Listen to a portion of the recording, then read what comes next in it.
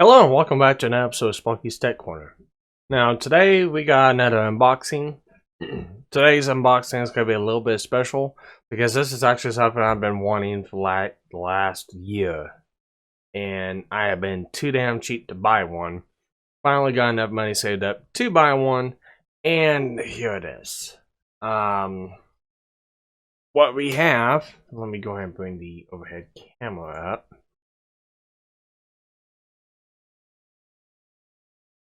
What we have here is a Hakko FX-951 soldering station. Now,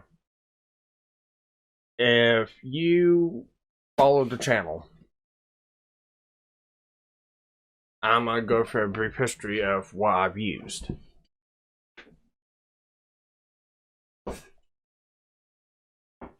This is one of the first soldering irons I used on this channel. And it's just a cheap little variable temperature soldering iron. And I've used these style tips for God knows how long now. But it's got its heater element in it. The tips can be changed out to different ones. I usually stick with a chisel tip. Most of the stuff I do deals with a chisel tip. It's a 70 watt. Yeah, I believe it's 70 watt. No, excuse me. This one's a 65 watt soldering iron. And I use this just basically around the house. I used to use it on the channel. It's a good soldering iron. It does what it needs to do. I just don't like the bulkiness of the cable. I like to have something a little bit slim. So, that's the first soldering iron I used. The second soldering iron I got was a station. And I'm still going to be using this station because of a couple things on it. But this is the second station I bought. I didn't do an unboxing on it when I got it. But it's just a cheap 850 3D soldering station. It's a 3-in-1 unit. You have the hot air station, which, I mean, the hot air station works, it does what it needs to. Only thing I don't like about it is when you turn it on and it powers up, and once it finally gets to its high temperature, I've got bright LED bulbs in here, and when this thing gets up, they start flickering real bad, kind of like backfeed through the system back to the wall outlets. I'm actually going to do some research on that one, and I'm going to try to make a socket that hooks up into the back of this to kind of filter out some of that noise. It just doesn't have a good enough filter network on it with capacitors to filter out all that backfeed noise to keep it from going through the system and causing lights to flicker. So I'm hoping I can do that and get that to stop. That's something that happens not only with just this unit, but also happens with a lot of other cheaper units. When I bought this one, I bought it for about 65 bucks. But it has the solder rework station, hot air station. It has the soldering iron on it, which this is the one that's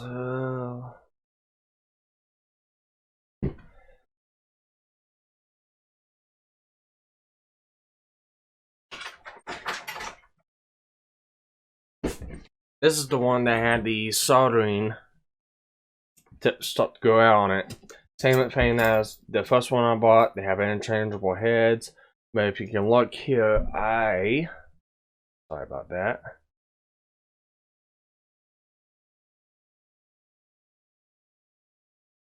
I have used the fuck out of that tip, and it's gotten to the point where it won't heat up as good anymore because of the temperatures I've used this thing at.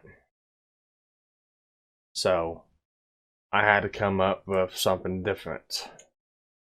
Well, I started looking through and looked schematic up, on this vein to see if I couldn't rig up the T12, T15 soldering iron tip to it. Unfortunately, the way everything was, I couldn't. And I had to abandon that idea. So my third soldering station I've had on this channel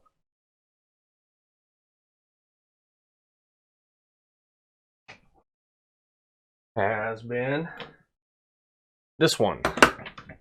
And if you remember, this is the DIY T12 soldering station. I've been using this one. It's done a good job. Only thing I don't like about it is the temperature jumps around. I cannot get it stay at proper temperature. It just keeps fluctuating all over the place. And the temperature that's displayed on here doesn't reflect what's on the tip. I've tried calibrating it. I've tried doing all sorts of other different things. I've tried different tips. Nothing I seem to do walks. So I've been using this one as much as I can until I could get this unit now. So I'm proud to say I finally got one of these in. And hopefully now I won't have any more issues with soldering irons going out. So let's go ahead and take a look what this brings us. They send us a pointed tip, the T15 D16, and really I don't know what the difference is on the tips, because this is a T12. Hey, I don't see the big differences in what these are supposed to be. I've tried looking them up online. Unless the only thing I can tell is this is made and distributed around China and Japan, mostly. And then these are made and distributed around UK and America. These T15s cost a hell of a lot more than these, the T12s. Now, as far as what the differences are, I don't know. If there is a big difference in them, it's gotta be in the material quality and in the heat element. That's about the only thing that I can think of. However, I am gonna be buying a chisel tip for the T15 just to try out against the T12. So they do send us this. I have looked. The station will use the T12, so I've got a bunch of T12 ends I can still use.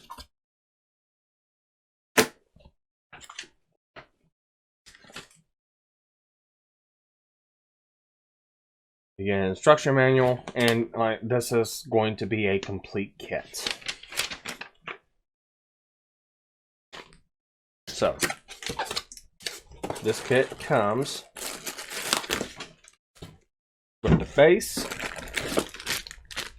the cord, the soldering handle, miscellaneous accessories,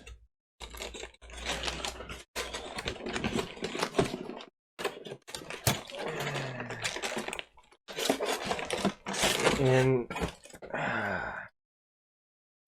a wicking part, a cleaning part,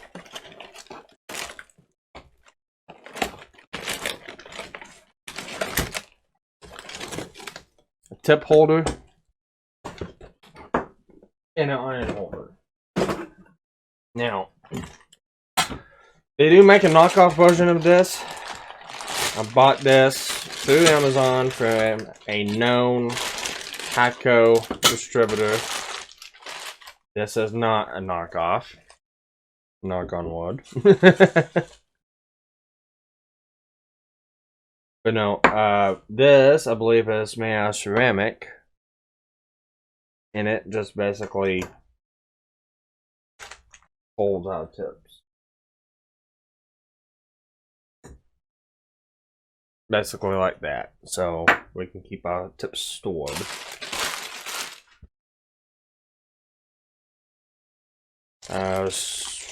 Tip cleaner, which I've got another one.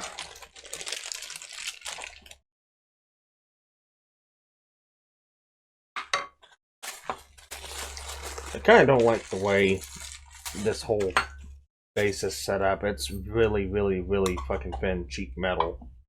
But, you know, that's the job. One thing you'll notice with the knockoff Hackos and the actual Hackos, and Louis Rossman does a good job. He does a teardown of a knockoff. I don't think he tears apart his actual Hakko. But he does a teardown of a knockoff, and boy, is it poorly put together. And it's missing a couple features.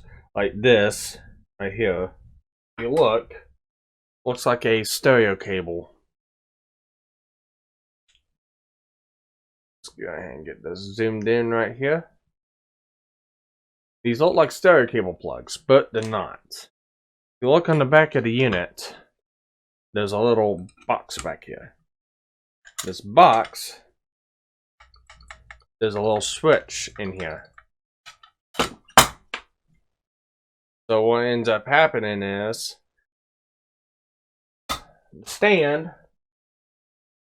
I'll use. Oh, I thought I was going to use my iron handle.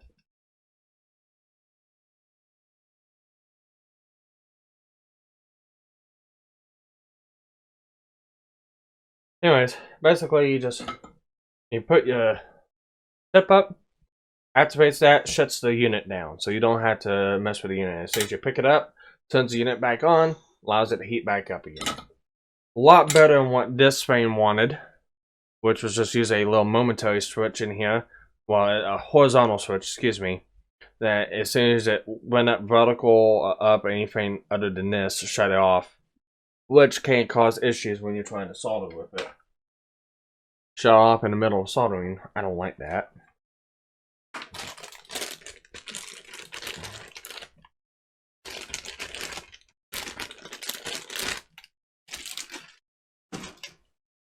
Okay.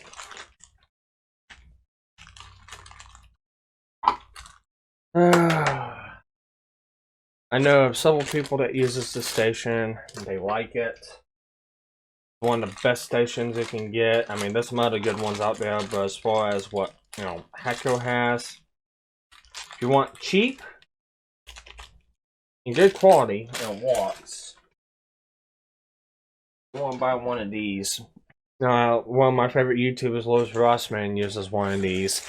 Absolutely loves it. There's several attachments, accessories you can get to it. I'll work on getting those later on. Get a micro pencil. You can get a pair of hot tweezers. There's a couple different things you can get. And I like the length of this cable. So I can have that there. Yep. How long is this cable? Let's take a look. 17.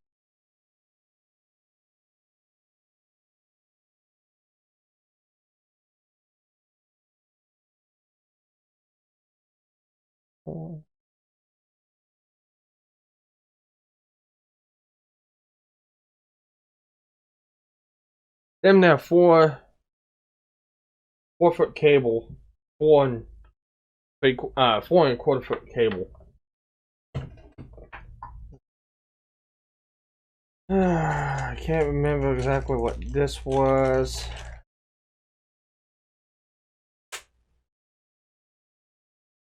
And this fan has a key.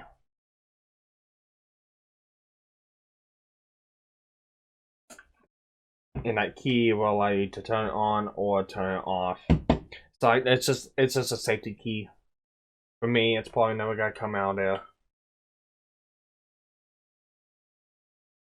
So let's take a look at this. Yep, heat resistant pad.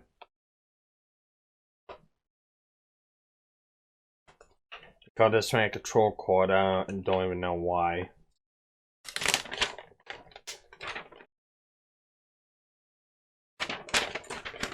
Okay. And that's about it for the unboxing. Let's go ahead. I'm gonna go ahead and stop right here. I'm gonna get some stuff set up, and we'll go ahead and see how this fan can solder.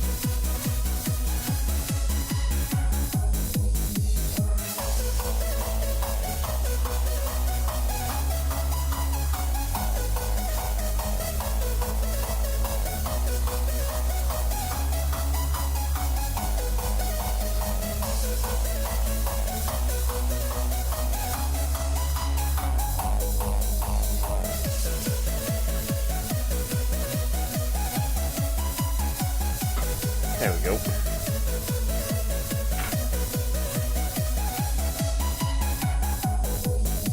Okay, let's take a look at that.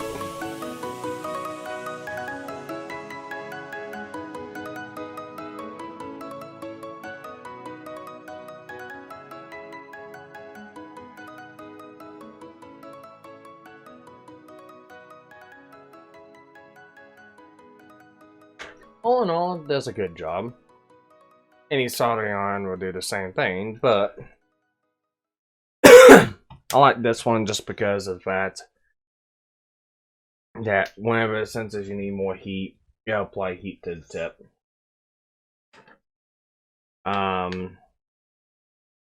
In my regards, I mean, I had a little bit of issues getting this set up. I couldn't get the damn tip set in here correctly. I couldn't get it pushed up all the way in here, and kept beeping at me for an SE error, saying that the exactly what the fault states, couldn't make contact with the tip. However, I got it fixed. I got it dealt with. Solder's pretty good. Like I said, about the same as any other soldering iron. My whole takeaway is I didn't have the temperature fluctuation problems like I had with the DIY unit. I might keep this around. I might keep my other soldering station around, and hopefully we can use this one a little bit more. With that, that's about all I got for this video. I'm gonna be getting a table in, a hospital bench table, well, bed table, and I'm gonna set all my stuff up here. Zoom out a little bit more. I'm gonna set my hard station up there. I'm gonna set my power supply up there. I'm gonna set this up there along with a couple other things as my soldering bench. I might get some wheels so I can put my solder spools on. A couple holders so I can put tools in, like screwdrivers, all that good stuff. And it's gonna be able to roll into right in this area.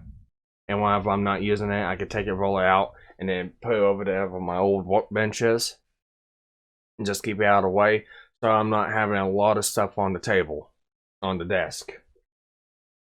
So with that, I'm gonna go ahead and leave this video off here. I'll have a link down in the description to the Amazon page that I went to buy this unit. This unit cost me about $250. Comes with one tip, comes with everything you see here. With the soldering station, I recommend. It's one I've always recommended before I had one. Now that I've used it, I'm going to use it a little bit more, see how it works. But with that, that's all I've got for you. Please like, please subscribe, and I'll see you guys on the next one. Thank you.